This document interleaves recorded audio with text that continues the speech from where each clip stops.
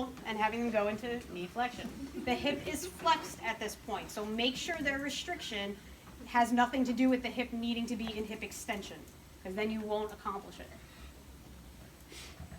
The other thing really good for people post-surgical in wheelchairs is you can actually have them plant their feet, roll the wheelchair forward, and then lock, and they're in a knee flexion stretch. Very, very good post-surgical knee replacement type of stretch. But their front heel has to be down, correct? Yeah, Like, you want if the heel. I mean, your main thing is really knee flexion. So if the heel is up and they're getting a lot of knee flexion, really doesn't matter as long as they're feeling the stretch. Post-surgical, you're looking for their tolerance within their pain. So they may not feel a muscle stretch, they might feel a stretch in their scar, but that's still fine. You still need to stretch some of the structures as long as it's not so painful that their scar is going to bust open. But they're pain limited. They won't.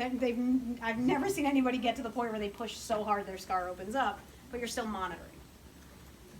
Okay. Everyone knows the famous rec fem forward stretch. Is this stretching my rec fem? No. It is, but it's not a good one. So I actually have to make sure my lumbar spine is neutral, because I have low back pain, and if I stretch every single day like this, it's going to get worse. So you're there. You want to make sure they don't abduct either, because if the rec fem wants to shorten, it's going to bring the person out. I can stay like this all day. I'm not stretching anything, but it's really good balance work for my right side. Make sure they're not hiking. Make sure there's no compensations. All right, stabilize someplace, move elsewhere.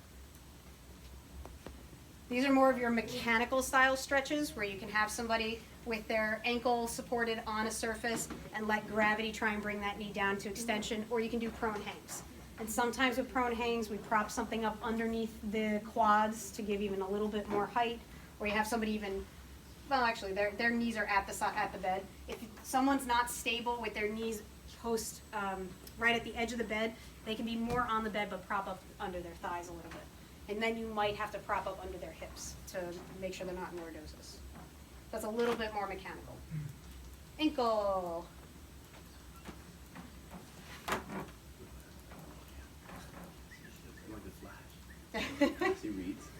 Okay, everybody on the mat with one, or not everybody, one person on the mat, one person at the end. We're gonna run through these really, really, really quickly.